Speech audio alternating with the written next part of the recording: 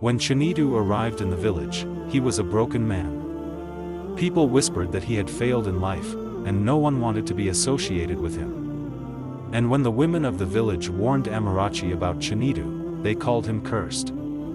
They said no good could come from a man who lived in a crumbling hut and spoke to no one. But when Amarachi chose to marry him despite the ridicule, neither of them imagined how life would turn when his past came knocking.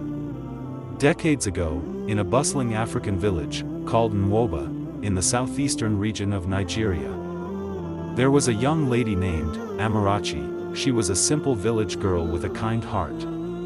She was the second child of her parents. She has two siblings, which are Adango, the eldest child, and Chikwudi, the youngest child of the family. Adango and Chikwudi were not like Amarachi. They are different in attitude, compared to Amarachi's attitude. Amarachi loved her life in the small village and spent most of her time helping her parents on their farmland, and sells vegetables in their bustling village market. She wasn't interested in flashy city men, who came flaunting money and big promises. All she wanted was someone kind, humble, and hardworking. And that is when she met Chinedu. Chinedu wasn't like the other men in the village. He kept to himself, by leaving a private life, doing small jobs here and there to earn enough for a meal. His clothes were old and patched, and his home was little more than a wooden shack at the edge of the village. People called him cursed. A man like that is no good, they said. He has nothing to offer. But Amarachi didn't listen. Amarachi has a lot of suitors, who are coming for her hand in marriage. But all she wanted was a peaceful life, with someone kind and hardworking. So, when Amarachi's parents arranged for her to meet the several suitors, she felt more pressure than excitement. Every man who came to Amarachi's house boasted of his cattle, lands, or the size of his family compound. But one man was different.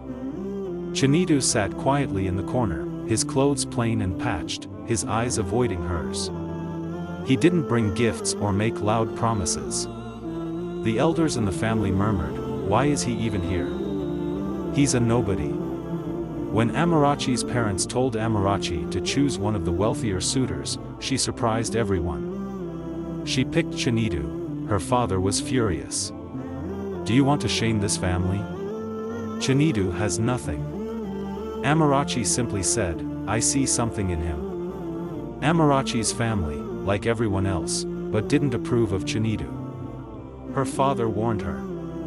"You're young and beautiful, Amarachi. You can do better. Chinedu can't even provide for himself, let alone a family."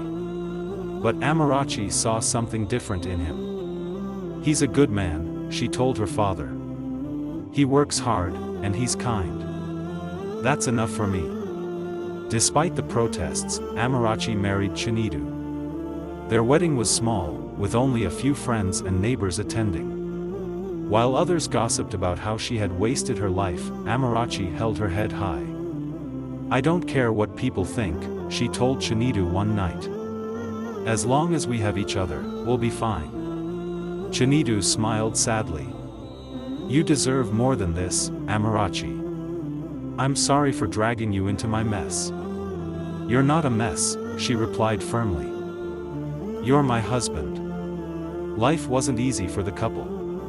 Chinedu worked tirelessly, doing odd jobs like carrying goods at the market, repairing broken fences, and harvesting crops for wealthier farmers.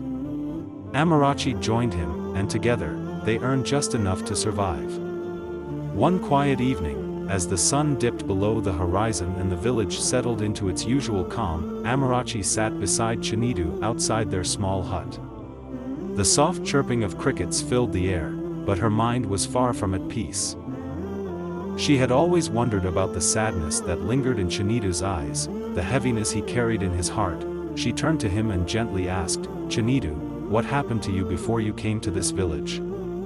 Why do you always look so burdened?"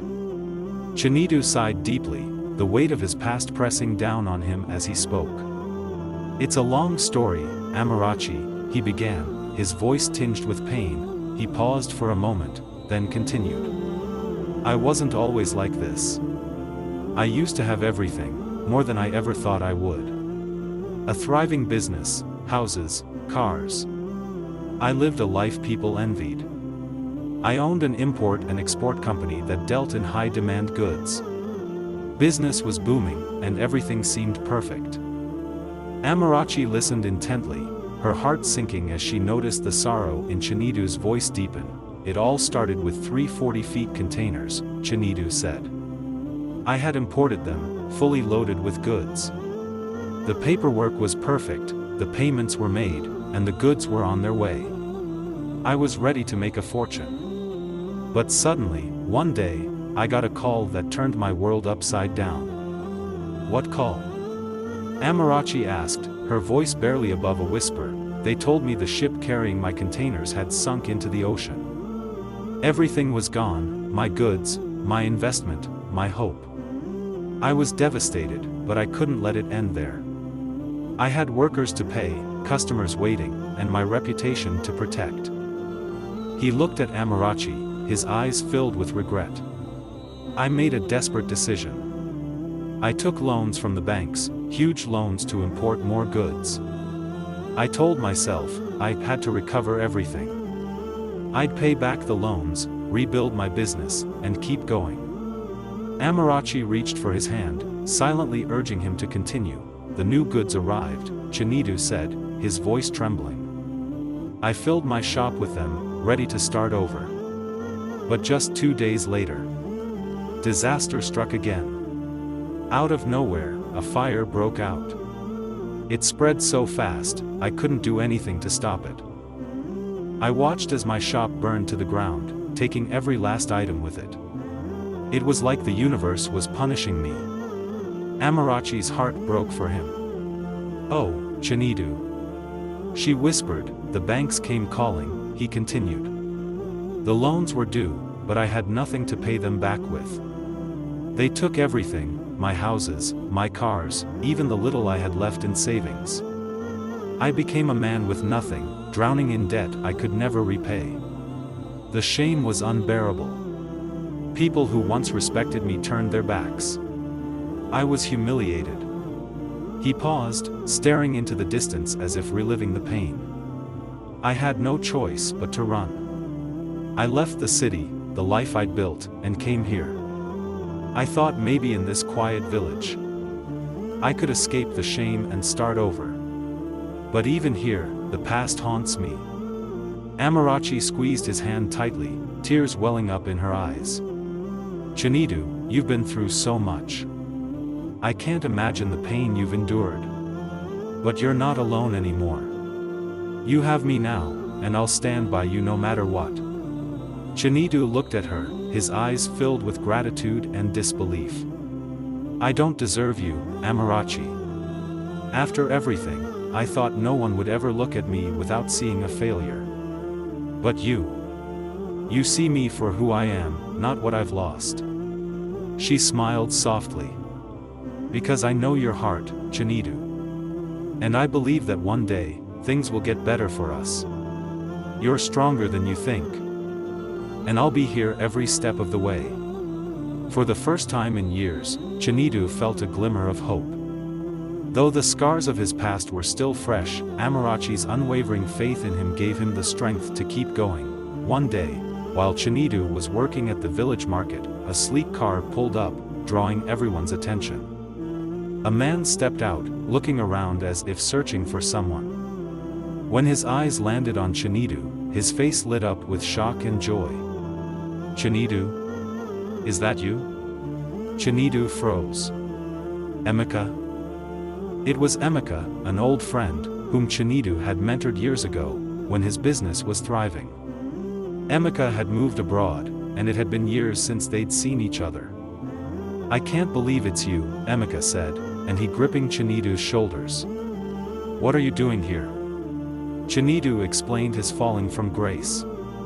Emeka listened with wide eyes, then shook his head. Chinedu, you're the one who helped me start my life. Everything I have today is because of you.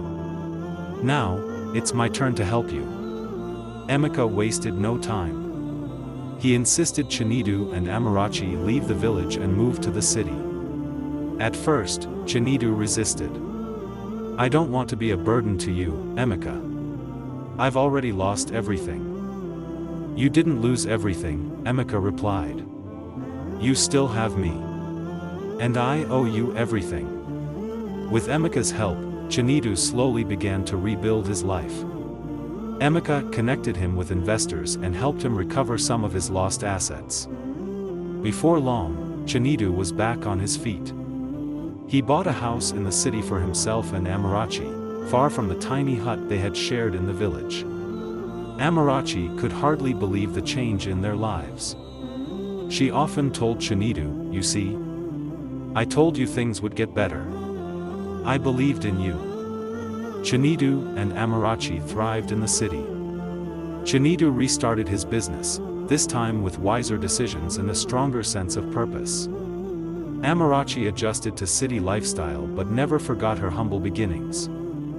She often visited the village to see her parents and siblings, to help them and the village people, using their newfound wealth to uplift the village and others as well. One evening, as they sat on the balcony of their beautiful home, Chinedu turned to Amarachi. "You were the only one who believed in me when I didn't even believe in myself. I owe everything to you." Amarachi smiled. "We owe everything to love, Chinedu. It kept us going when we had nothing." The moral lesson of this story is that true love and kindness can withstand any storm. Even when life knocks you down, the right person by your side can help you rise again. Never underestimate the power of loyalty, patience, generosity, and believing in someone's potential. Thanks for watching to the end, and please, don't forget to like, subscribe, and share for more inspiring African folktales.